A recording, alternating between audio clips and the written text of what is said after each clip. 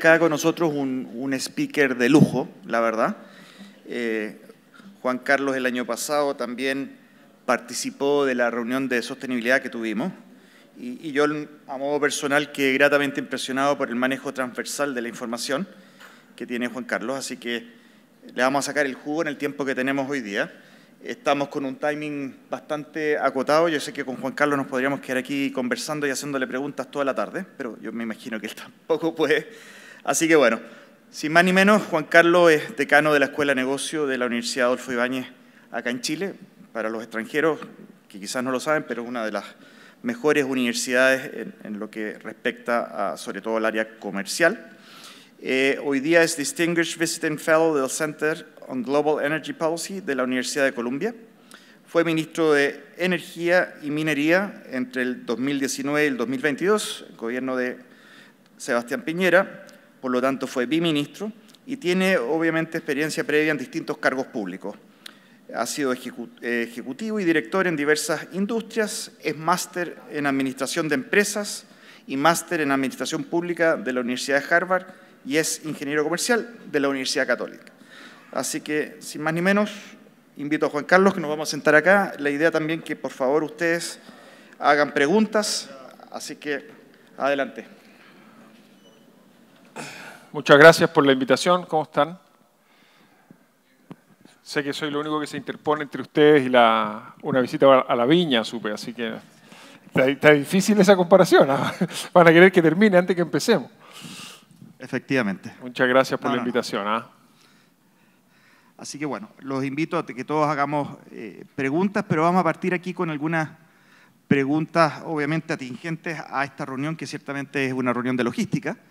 Y aquí un poco una provocación a Juan Carlos, partiendo del aspecto más macro y global. Y yo sé que Juan Carlos también viene preparado con algunos slides en la medida que sea necesario complementar la información que se esté presentando. Juan Carlos, un poco algunas de las preguntas que surgieron acá y que también nosotros las comentamos anticipadamente, ¿verdad? ¿Cuánto va a crecer el sector de transporte global, verdad, de aquí al 2050? ¿Y cuánto de este crecimiento, verdad, se espera que va a ser un transporte, ojalá, movido con energías más limpias, por ponerlo de alguna forma? Bueno, buena pregunta. Y de hecho las láminas no nos habíamos coordinado, pero las láminas me van a ayudar a ilustrar eso. Yo creo que es bueno que hablemos los primeros minutos un poco la visión general del transporte, porque a veces uno está muy metido en el día a día y pierde como la visión de conjunto, entonces creo que es buena verla.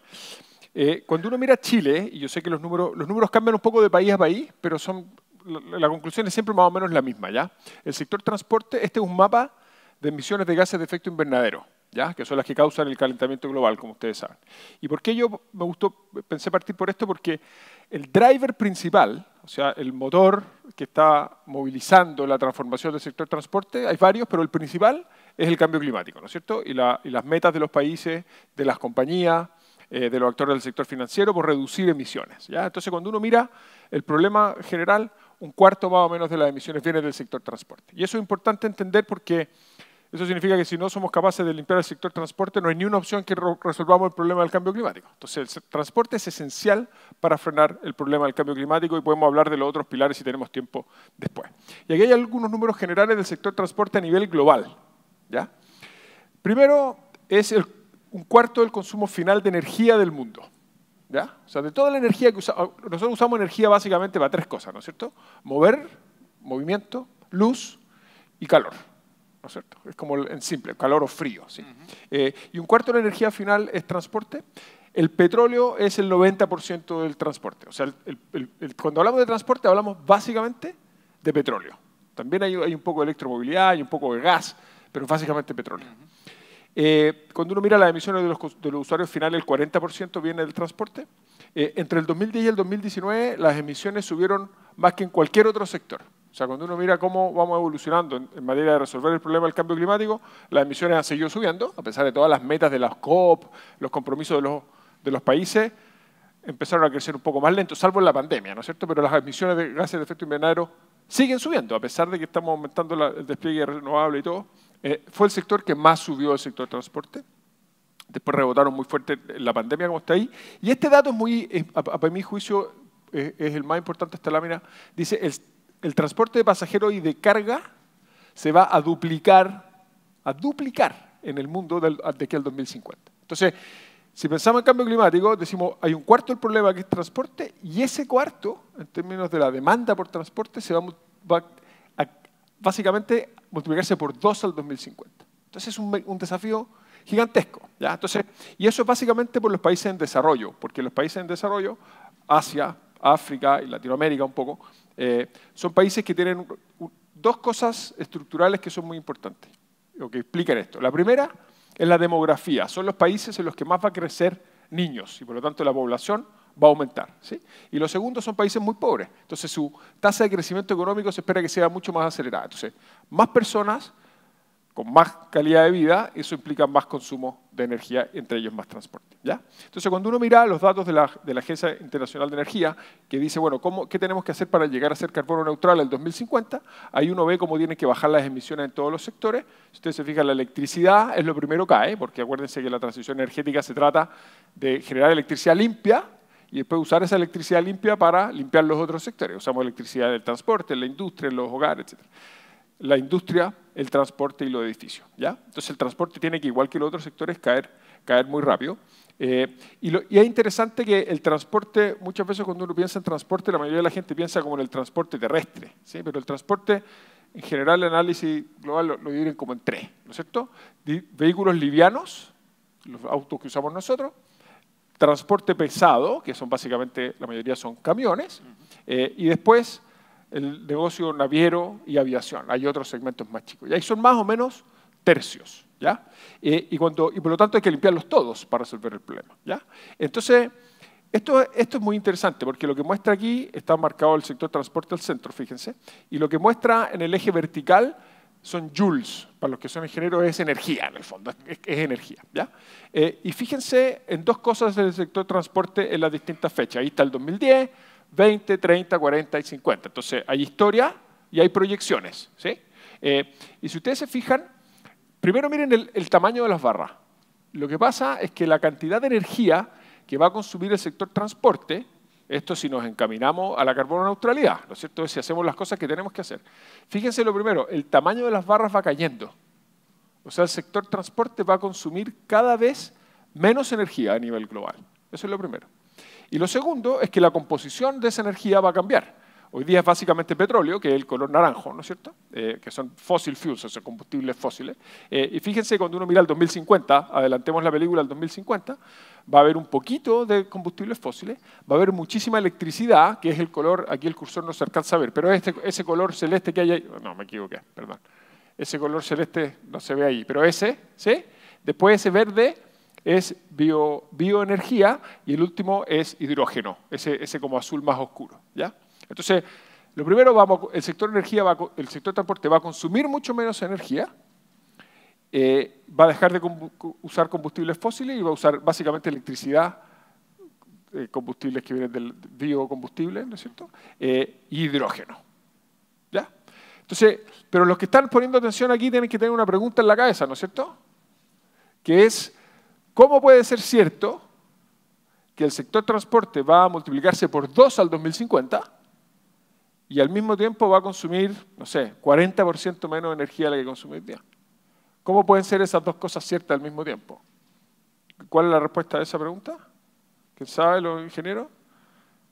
Eficiencia, ¿no es cierto? Eso es básicamente eficiencia energética. ¿Por qué? Porque los motores de combustión interna, que queman combustibles fósiles, petróleo, la eficiencia de esos motores, ustedes están en logística, ¿cuánto es? 30%. Más o menos, ¿30? ¿Sí? Eso significa que de cada 100 unidades de energía que yo uso, y todas esas 100 unidades de energía generan emisiones, ¿no es cierto?, de gases de efecto invernadero, solamente un 30% va a mover la rueda del vehículo. El otro 70% se pierde básicamente en calor, ¿no es cierto? Entonces yo estoy quemando 100 unidades de petróleo, 30 de las cuales nomás mueven el auto o el camión o la camioneta o lo que yo estoy usando, o un avión o lo que fuera. El resto se pierde todo en calor. Entonces cuando yo cambio la flota de transporte desde combustibles fósiles a electricidad, o a hidrógeno, que también son vehículos eléctricos que usan celdas de combustible, aumento muchísimo la eficiencia. Entonces, no solamente es un combustible que emite menos o que no emite, sino que necesito muchísimo menos energía. ¿Ya? Entonces, el desafío principal del transporte es navegar esta curva. ¿Cómo logramos que los países que tienen que crecer sigan creciendo, que la economía del mundo siga avanzando, que dupliquemos el sector transporte y hacer eso al mismo tiempo que bajamos emisiones? Y eso requiere una transformación. Es fácil hacer el gráfico con la proyección. Lo difícil es cambiar la flota, la infraestructura, y podemos hablar de eso si quieren después. Pero ese es básicamente como el resumen de la película global. Y la otra cosa que es interesante mirar es que cuando uno, esto es un gráfico también de la Agencia Internacional de Energía. Este gráfico se lee de la siguiente manera. Miren, el ancho total es la cantidad de emisiones, ¿no es cierto? Entonces, a medida que ese embudo se va achicando, se van reduciendo las emisiones y parte en el 2021 y llega hasta el net zero el 2050. ¿Ya? Y ahí, si ustedes se fijan, están los distintos segmentos. ¿Ya? Electricidad, industria, edificación. El transporte es el rojo. ¿Sí? Cómo se va achicando. Y lo interesante de este gráfico, yo les puedo dejar estas láminas después a los que les interesen meterse en los números, pero lo que muestra ahí es que en el 2030, que es ese primer dato que yo tengo remarcado con un recuadro rojo, el 60% de las ventas de autos van a ser eléctricas. ¿Ya? Después dice que al 2035 no va a haber nuevos autos de combustión interna. ¿No es cierto?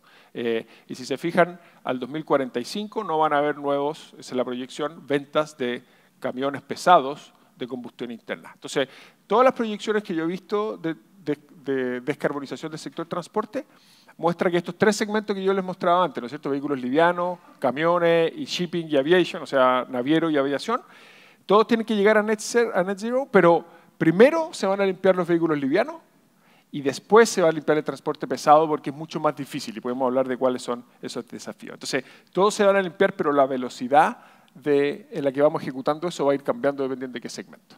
Ya, me alargué mucho, eso es lo que pasa. No, perfecto para poner un poco el marco referencial.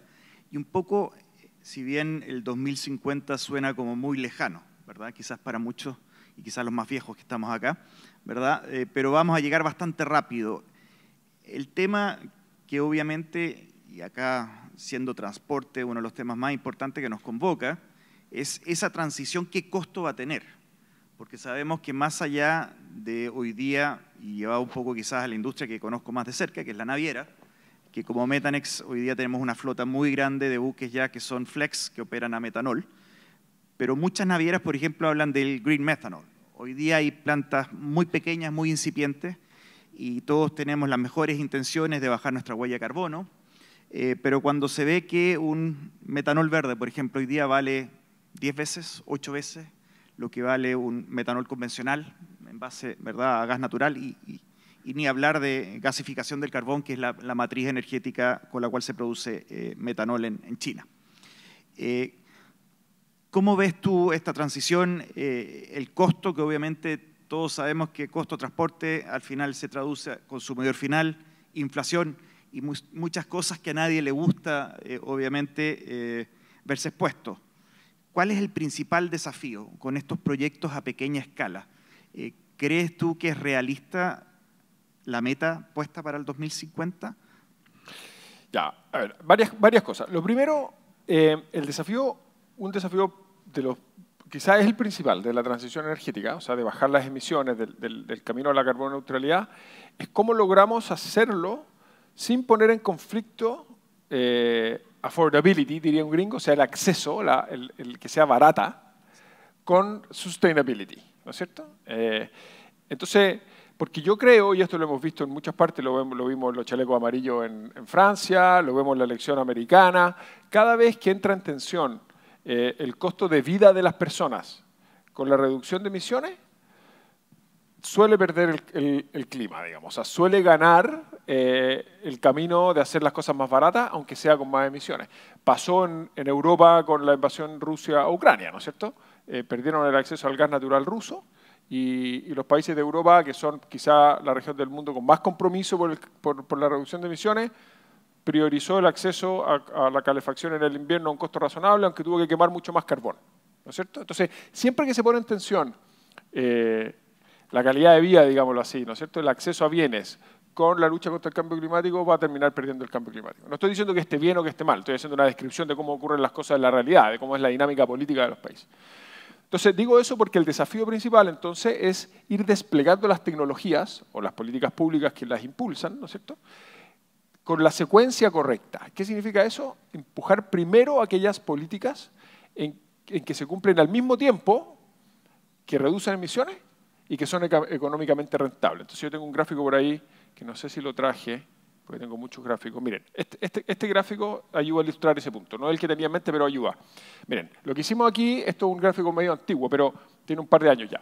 Pero este gráfico se lee, este es el plan de carbono neutralidad de Chile, ¿ya? Pero no le pongan tanta atención a los números, el concepto es lo importante. Y lo que muestra el eje vertical es el costo de abatimiento en dólares por tonelada. O sea, ¿cuál es el costo en dólares de reducir 1 tonelada de emisiones de gases de efecto invernadero? Cada uno de los colores es una tecnología distinta, ¿ya? Y el ancho básicamente es como el tamaño, pero olvídense de eso, concéntrense en el alto, ¿ya? Entonces, como esto es un costo, cuando hay una barrita que está del 0 hacia abajo, es un costo negativo, o sea, es un ingreso. ¿Se entiende? Son costos, los costos negativos son ingresos. Entonces, y lo que hicimos en el Ministerio fue que secuenciamos las políticas que tiene que hacer Chile para llegar a la carbono neutralidad, desde las más eficientes económicamente a las menos eficientes económicamente. Si ustedes se fijan aquí, el primero que aparece aquí son los taxis 100% eléctricos, ¿ya? Y fíjense que por allá al final hay vehículos particulares 100% eléctricos, que están de los más ineficientes, ¿ya? ¿Por qué si son los mismos autos? Porque los taxistas ocupan su auto muchos kilómetros y las personas en promedio la usamos mucho menos. Entonces, como los autos eléctricos son más caros que los autos convencionales, los taxistas hacen una inversión adicional en comprar el taxi, pero como el costo de operación es mucho más barato, porque tienen menos mantención y la electricidad es más barata que la gasolina por kilómetro recorrido, los taxistas más que recuperan esa inversión adicional con todos los kilómetros que andan en un mes o en un año, ¿sí? Entonces, si nosotros impulsamos primero las políticas, por ejemplo, los taxis eléctricos, y dejamos para el final las políticas más ineficientes, vamos a lograr eso, ya, ahora. Y esto es bien importante para efectos de ver dónde los gobiernos, por ejemplo, ponen subsidios, o cuáles políticas impulsan primero, ¿no es cierto? Porque es una manera